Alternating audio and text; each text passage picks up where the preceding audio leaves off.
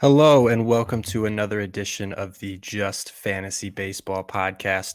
My name is Vince D'Amato. I'm your host today, and Rami is unfortunately not going to be joining me tonight, but I will be in his stead. We'll be recapping the Sandlot draft, which is the draft he and I just finished about a week ago here.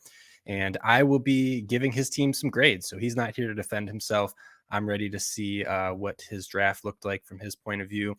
And dive into some of his picks. And we'll just talk about some general draft strategy. We'll talk about some, players that he picked that I really like, maybe some spots that I think he should have went in a different direction. But overall, I think he did well. So I'm excited to dive in and kind of go from there. So I will start, though, however, by mentioning that if you're able to watch this episode on YouTube, I do highly recommend watching it on YouTube because visually you'll be able to see everything, but I will do my best to paint everything out if you are just listening on Spotify or something like that. So without further ado, I think the important thing to outline first, and give me a sec so I can adjust the screen here. It is always important, no matter when you're drafting, what your draft looks like, it's always important to know what your league rules are. It's something that gets kind of mentioned and talked about, but I don't think people realize sometimes how important it is to understand which kind of players play up in specific leagues.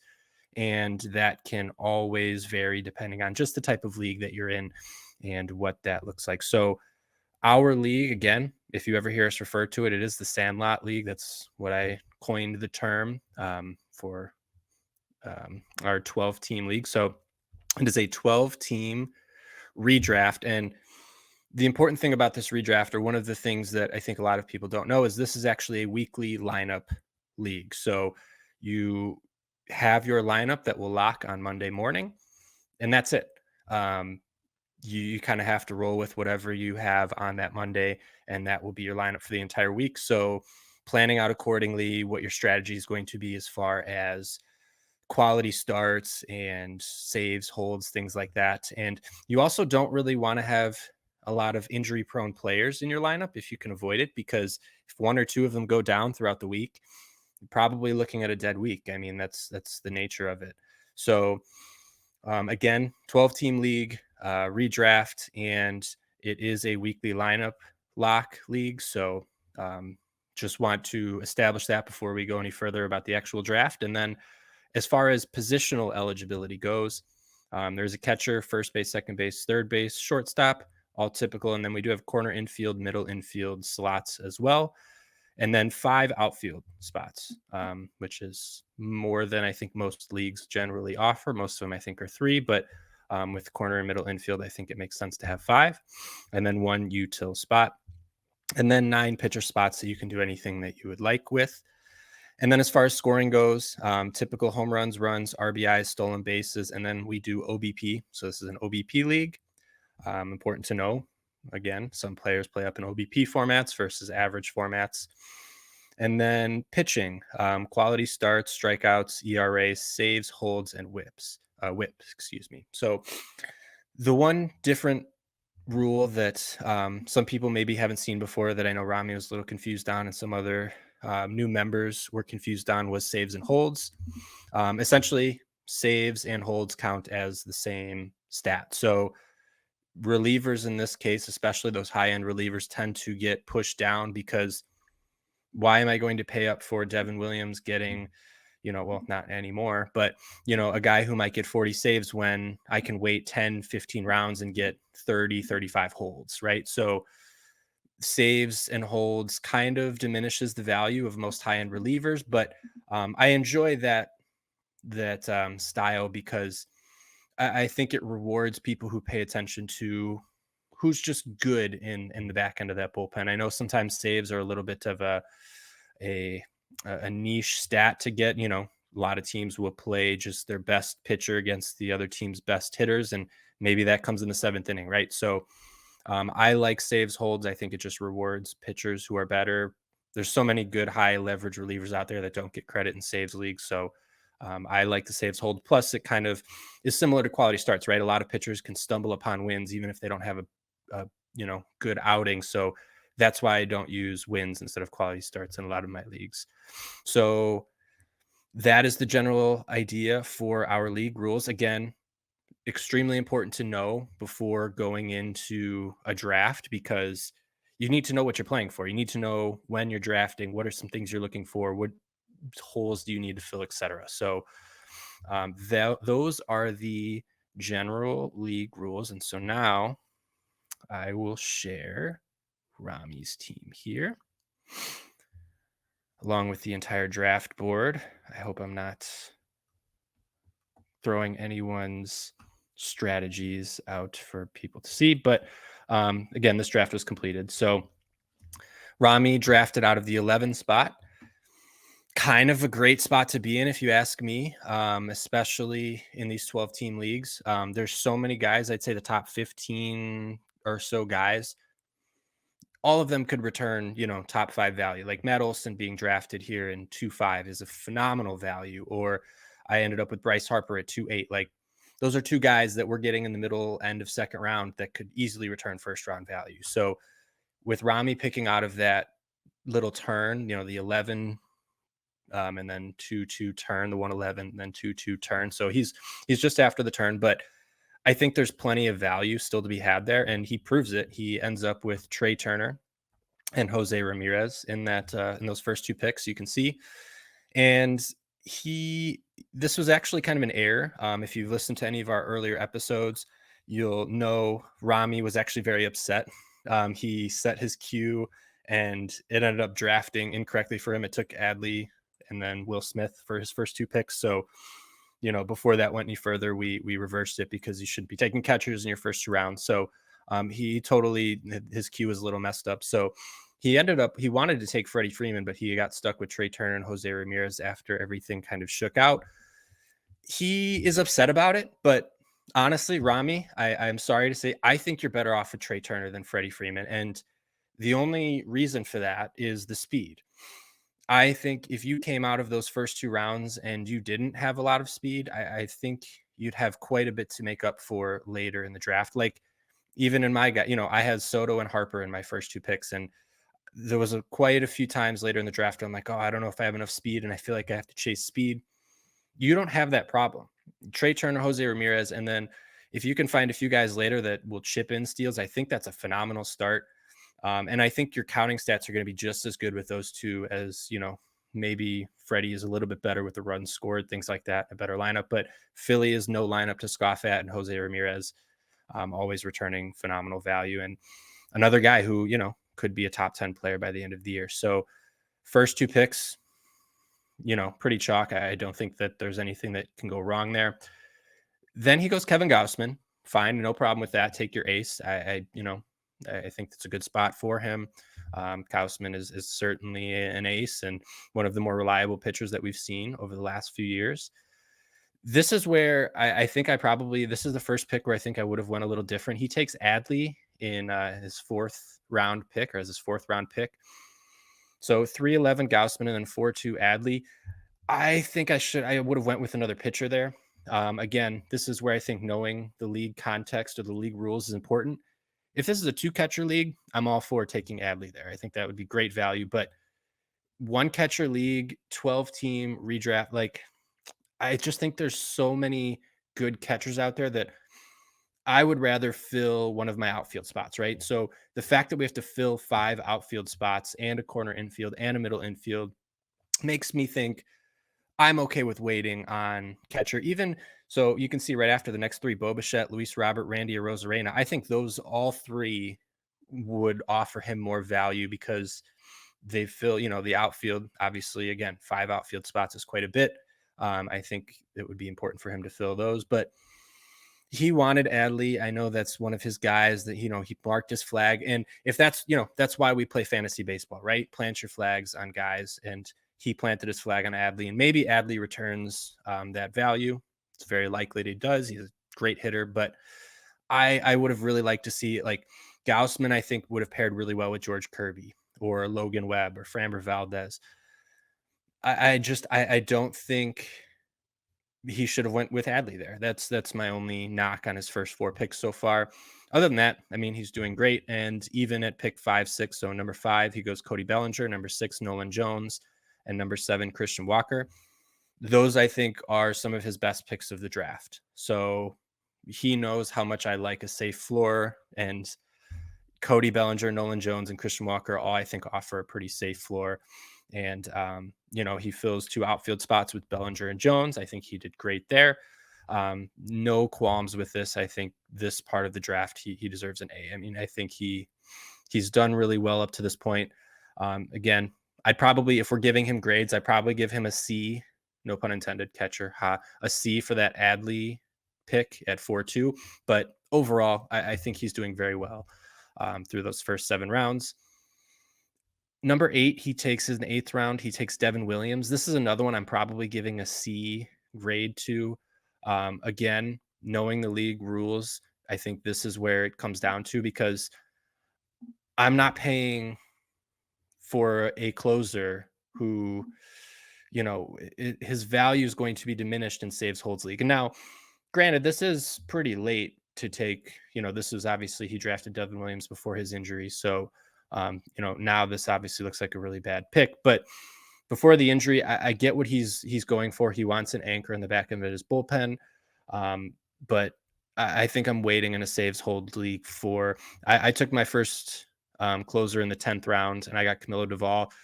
Obviously, Devin Williams is a little bit better than Camilo Doval, at the beginning of the year before the injury, but Camilo Doval could return just as many saves as Devin Williams, or saves holds as Devin Williams. And I'm not sold that, reaching that far up for a closer, which, 8th round, it's not terrible, but again, just looking at some of the people that go after, obviously you already had a first baseman, so Casas didn't make sense, but I think Ha-Seong Kim would have been a great fit for him, right? He, his only middle infielder up to that point is Trey Turner. So, filling a second base, third base, I guess he's got Jose Ramirez. So he did fill in his infield pretty well. And again, a couple outfielders I'm fine with. So I don't necessarily hate the Devin Williams pick, but just not one that I probably would have made. And then 9th round, 10th round, he goes Mitch Keller, Chris Bassett, 2, I think, good pitchers to go after in that range. I would feel better if he had gone for another ace in that 4th round, like I mentioned, though, because if you're relying on Keller and Bassett as your 2-3, I'm not sure I'm crazy about that. They have a chance. Mitch Keller is going to have some flashes again, I think, just like he did last year. Last year was the best pitcher in baseball for the first half of the season, but then he kind of fell off. And I think that's what we can expect from Mitch Keller, right? A lot of up and down. Just seems like that's how his profile is going to shake out. But I do like the Bassett pick. I think Bassett is extremely underrated, and I think he's going to bring quite a bit of value out of that 10th spot. So again, don't hate it. I think it all kind of stems back to, I wish he would have taken an arm in that 4th pick. Again, Gaussman and Kirby anchoring your rotation, and then Keller, Bassett feels a lot better. And then, hey, I'll pick up a catcher later. I'm not too worried about Adley, returning super high value. So I keep going back to the Adley pick because I think that kind of, it sticks in my side as far as how I think his rotation ended up shaking out, because I think grabbing another ace there would have been huge for him. But then anyways, we move on. So 11th round, 11. He takes Jorge Soler. Good pick, again, filling another outfield spot. And, I think Soler is going to do just fine on this new team, San Francisco. They seem to be building. So he's got quite a few good picks there. And again, 1, 2, 3 outfielders at this point. I'm happy with that. And then he goes outfield again in the 12th round with Chas McCormick. Another great pick on a good team. I'm totally fine with this one. And I do like how he's built his team so far, right? Because he's going 4 outfielders in those first 12 rounds. I would, again, just like to see him take another pitcher, so then he can come out with 4 pitchers in those first 12 rounds as well, 4 good pitchers. And then, anchoring your team with Trey Turner, Jose Ramirez makes a lot of sense. 13th round, Alec Bohm. No problem with that one either. I think Alec Bohm is extremely underrated, plays on a good team, and is going to be a good fill for that corner infield spot. Christian Walker will be his first baseman, right? Still without a second baseman at this point. Not the end of the world, but second base does fall off pretty quickly. Maybe second baseman would have been, again, like I mentioned, instead of taking Devin Williams in the eighth round, I'd feel better with Ha-Seong Kim. And if you really want to go for saves, holds, or if that's the stat you're trying to win there, maybe waiting on that one um, until a little bit later in the draft. But then he does take Paul Sewald. I am a fan of this Paul Sewald pick in the 14th round. Clearly he wanted to get ahead on saves, holds, and he's got a great RP1 and 2. I think this is a phenomenal combination. Again, unfortunately, Devin Williams hurt, so maybe not as phenomenal anymore. But if Devin Williams wasn't hurt, this would be perfect situation for him, and that would fill 5 of his 9 pitcher slots, right? Because Gausman, Keller, Bassett, and then Williams, Sewald. I think that's a good start. So out of those first 14 picks, I think overall I'm going to give him a B. Just those 2 picks that I didn't like, Adley and Devin Williams. Not that they're bad picks. It's just not the way I would have gone.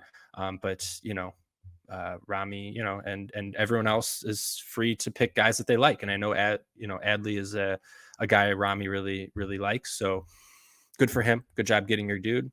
But through the first 14 rounds, I'd probably give you a B, which is fine. Your team's doing well. I think you've constructed really well. Your outfield is pretty much set, and you got a very strong infield. So nice first half of your draft, Rami. Round of applause for that. Moving on to the second half of the draft, 15th round, Justin Verlander. Great pick there, I think. I think Verlander's due for another great year. I'm not expecting him to return to ace level, but certainly SP3 territory is within the realm of possibility if he can kind of come back healthy quickly. I know he's got a little bit of stuff he's dealing with, so would love to see him come back healthy. And I think if he does, I think that's going to look like a great value halfway through the year. And then big fan of this next one, Thairo Estrada. He makes my notion of waiting for a second baseman look silly with this one because Estrada is great value in that 16th round. He's a guy, Estrada, that I think is just being slept on in pretty much every format. He brings speed. He brings a little bit of power. He's going to play every day. And the Giants are now getting better, right? We've seen them make a lot of additions. So Thairo Estrada, I think, was a great pick for him. And again, fills that need. So he makes me look stupid. And like I said earlier, I would have gone with the second baseman or tried to fill second base a little bit earlier, but waiting for Estrada clearly paid off for him. So that was a good pick at 16-2. 17th round, Starling Marte. We'll see how that goes. Again, he's got at this point 1, 2, 3, 4. I thought he had 5. 1, 2, 3, 4. I guess that would be his 5th outfielder, Starling Marte. We'll see how Marte comes back, right? Again, the big question with Marte is just injury. He definitely feels like one of those rabbit players at this point, right? We don't know what to expect from the power, even the average. We'll see what we get. But if he plays 120 games, I mean, there's no reason to expect, we couldn't expect another 30 steals, right? The guy's got speed for days. And we'll see how the Mets end up. Don't think this is a bad pick. Again, with these weekly lineups, though, Marte is a guy that I definitely would be fading because I don't want to grab too many injury-riddled players, if possible, right? And I don't think Marte necessarily offers a whole lot of upside. Now, I don't think that's to say he could never reach a new level, but I'm certainly not crazy about filling him in for my 5th outfielder and looking after, right? Well, I guess Jack Swinski went before, but I guess I don't know maybe Taylor Ward, waiting another round or 2, grabbing Taylor Ward instead of Starling Marte would make sense. Taylor Ward's also got some injury histories, but the one I think maybe would have made a lot of sense for him would have been if he wanted to reach for like a Parker Meadows at that point. I'm taking Parker Meadows over Starling Marte this year. I don't really think it's close. I'm sorry. I'm a big Starling Marte fan, but I think Parker Meadows has so much to offer. So I would have probably liked to see him.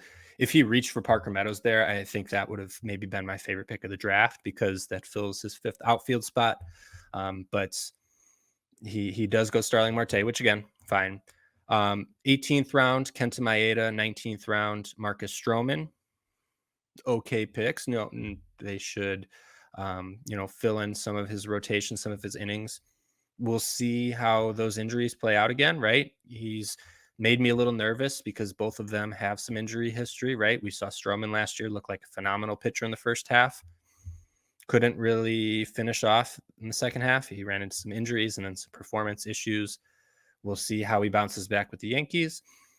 Maeda's an interesting one. Again, got some injury history. We'll see if he's able to hold up for a full season. And I think the thing that scares me with Maeda is they have so many arms, it feels like now.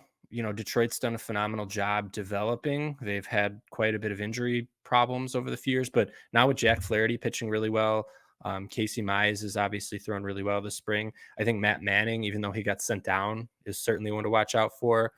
Um, who's the other one I'm thinking of? Not Smith Shawver, the other one with Sawyer Gibson Long.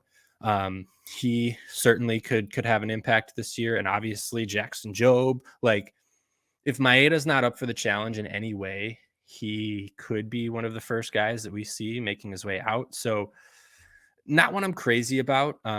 Would have maybe liked to see. So after Kenta Maeda, we see Brennan Pfaadt, Reese Olson go, Reed Detmers, Aaron Savali. All of those guys I probably would have liked to see over Maeda.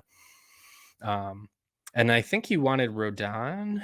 We'll see. I know he didn't get Rodon, but I think Rodon was one of those players he was hoping would make it back to him on this little turn. But 20th round, so that was number 19 with Stroman.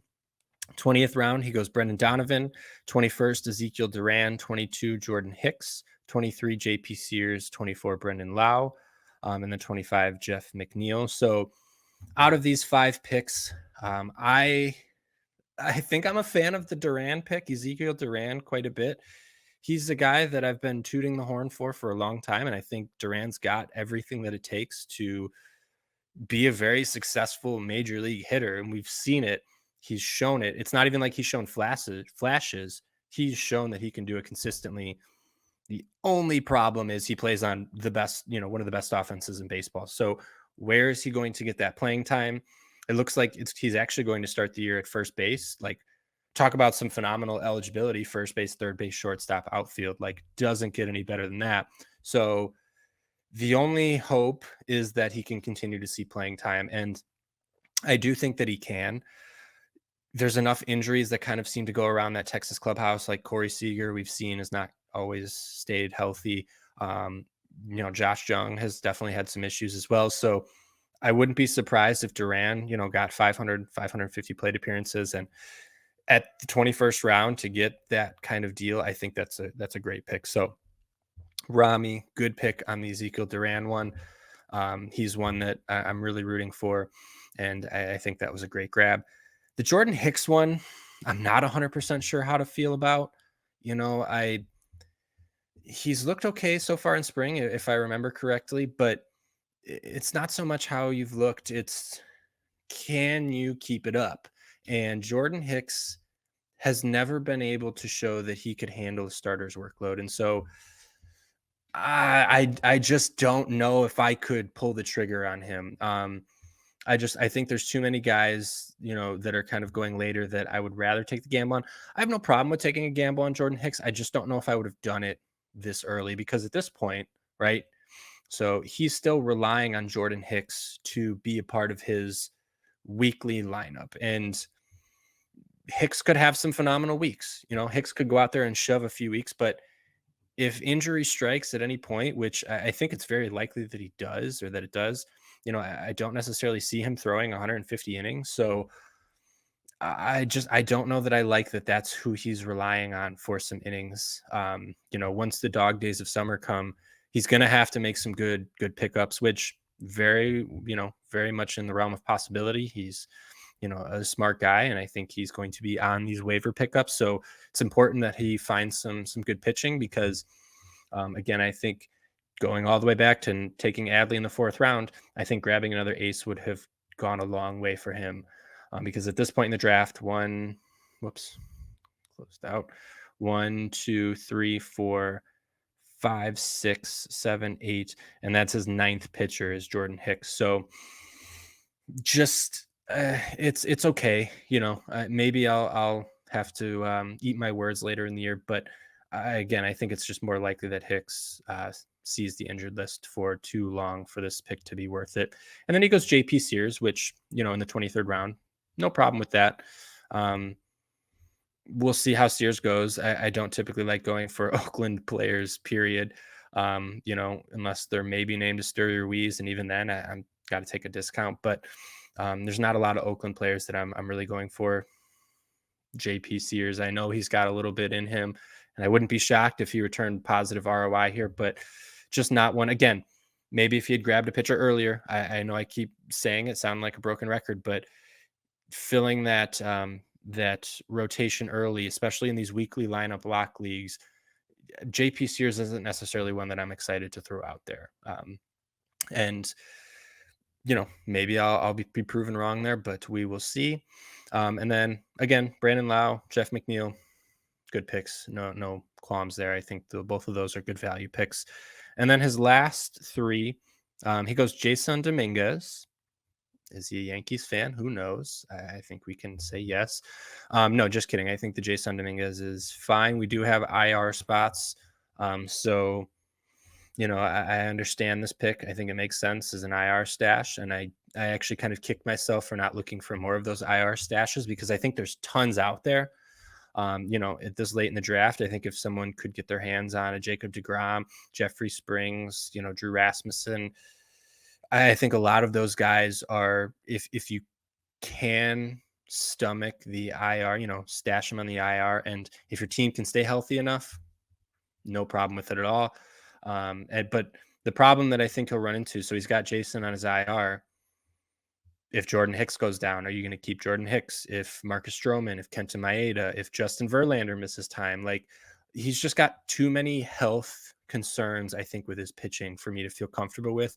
And especially taking that Jason Dominguez pick now, he's kind of locked into using one of those. And it's only two IR spots that he gets. So he's using one on Jason Dominguez until he comes back. And then at that point, what kind of value are you getting from Jason? Like I anticipate that it's going to be good value, but we just don't know. Right. And so we'll see how that ends up shaking out. But I imagine at some point he's going to have to drop some of these pitchers that he drafted earlier, Maeda, Stroman, or Hicks. Even I doubt Verlander, but maybe if he just runs into too many injuries. So we'll see how that shakes out. And then 27, Jose Siri, fine pick. I actually think Ahmed Rosario is going to take quite a bit of time from Siri, but maybe not. Maybe I'm just wrong on that. I think Jose Siri is a fine pick there at 27 in the 27th round. I know he's been dealing with a little bit of oh no, just kidding. I'm sorry. I'm reading my notes on Josh Loeb, but it looks like he'll have some work in center field. So on a good team, Tampa Bay, I think Jose Siri is a fine pick there. And then he closes it out in the 28th round with Kyle Finnegan. Again, finding a third reliever to go with Sewald and Devin Williams. This is a pick I really do like. I think Kyle Finnegan is a little bit of an underrated pitcher, and especially in a saves holds league, Finnegan's probably going to come pretty cheap or free. So, he's a guy that could, let's see, how many did he have last year? So last year he came 28 saves and 8 holds. So 36 saves holds. That's pretty darn good, right? And then last year, if we look, Devin Williams had 36 saves. So if you think about it, if you're just going from a saves holds perspective, Kyle Finnegan brought just as much to the table in that regard as Devin Williams did. And he took Devin Williams in the 8th round and then Kyle Finnegan 20 rounds later. So again, if you don't see why by now it's important to wait on relievers in these saves holds leagues, this is exactly why, is because Kyle Finnegan, and it's not like he's a slouch in the ERA whip. I mean, 1.3 whip and 3.75 ERA, maybe a little bit higher than I would like. But if you have done enough work from your starters, I don't think that the ratio should be killing you too bad, because with enough innings from your starters, if one bad outing happens from a reliever, hopefully your starters have balanced out your ratios quite a bit. So overall, Rami, I think you had a good draft. I'm not going to say great, maybe because I just want to beat you. But again, the only things that I would say, Adley pick probably would do over, grab an ace. Devin Williams pick probably a do over, and not just because of the injury, like just because I think saves holds pushes him down quite a bit. And then after that, I think you did a great job filling out your outfield, filling out your offense. I think Seawald was a fine pick. Um, and you did well. Took some injury riddled pitchers towards the end that I'm not crazy about.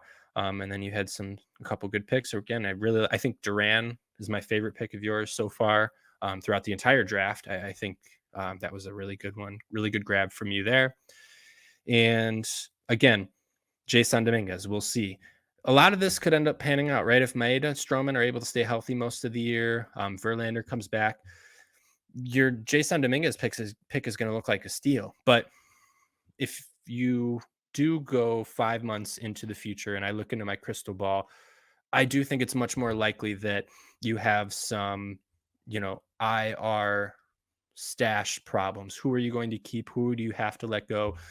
And you might say in the future, I'm running into all these injury problems. Well, that's kind of something that we have to take into account when we draft, right? And so again, took quite a few guys that I'm like, maybe their injury history is going to catch up to him. Again, Jordan Hicks is another one. So we'll just see, using an IR spot in Jason Dominguez is fine. But again, I just wish you would have maybe done a little bit more on keeping your pitchers healthier or getting pitchers who have a little bit more of a healthy track record. So Gaussman was a great first pitcher for you to go off of from there. So with that being said, I did say I'd find my favorite pick. So I think I've answered that question. Duran, my favorite pick, probably Rutschman, my least favorite pick out of your entire draft. And then when it comes to waiver wire lookouts, what are some things that Rami's going to have to look out for on the waiver wire? And I think pitching just in general, I think he's going to need innings. Again, with this being a quality start league, he's probably going to need, especially, 2-3 months from now, I imagine some of his rotation is going to get hurt. He's probably going to need to find some pitchers who have looked really good this spring. A couple that I can think of, off the top of my head that maybe are probably available in this league, just that I haven't looked without looking. It might be like a Jared Jones or something like that. There's plenty of pitchers out there who have looked good this spring who I think he's going to have to jump on early if he wants to compete. Maybe end up dropping one of his arms or something like that for a guy who's going to be a little more stable. So we'll see. I think overall he did really well. I'd love to hear other people's thoughts and comments on how Rami did. And maybe if you see some of these other teams that you really like, just from glancing at this draft sheet here, let us know in the comments. I'd love to read and respond to all of them. And if you have your own kind of questions, comments, things like that about your own teams, please let us know in the comments. Love to answer your questions. But overall, I'm giving Rami a B grade for this draft. I think he did well. Got some holes that I'll have to answer to, but nothing that is really glaring. So Rami definitely showed me that he's learning some stuff. He's been listening, not just maybe to me, but a lot of other people. And I know he's been doing some homework. So I think that kind of covers it. Again, I'll do a quick run through of his team again, just in case you're listening. And some of this maybe was a little confusing. So 1 through 5, he went Trey Turner, Jose Ramirez, Kevin Gaussman, Adley Rutschman, Cody Bellinger. 6 through 10, Nolan Jones, Christian Walker, Devin Williams, Mitch Keller, Chris Bassett. 11 through 15, Jorge Soler, Chas McCormick, Alec Boehm, Paul Sewald, Justin Verlander. 16 through 20, Tyro Estrada, which actually, now that I think about it, maybe that's my favorite pick, but Tyro Estrada, Starling Marte, Kenta Maeda, Marcus Stroman, and Brendan Donovan. 21 through 25, Ezekiel Duran, Jordan Hicks, JP Sears, Brandon Lau, and Jeff McNeil. And then 26 through 28, Jason Dominguez, Jose Siri, and Kyle Finnegan. So let us know what your thoughts are on Rami's draft. Again, make sure to remember or consider the league summary, right, of the league rules, because this is a weekly lineup league. So again, lineups will lock. It is an OBP league. I think Rami did good attacking his OBP. He's got some good OBP guys, especially later, I think, in the draft. Maybe not the more that I look at it. But overall, I think I've answered quite a bit about what I think he needs to watch out for. What are some things that he needs to attack in the waivers? And yeah, again, so thank you guys for listening and following along. And please let us know how you think Rami did. And again, let us know if there's anything that you have questions on. We'd love to answer your questions.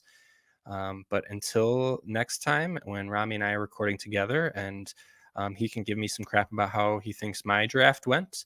Yeah, everyone take care. Thank you very much for listening and tuning in. And I hope you guys learned something by following along. And yeah, look forward to hearing from some comments and from some people listening. So everyone have a good night and take care.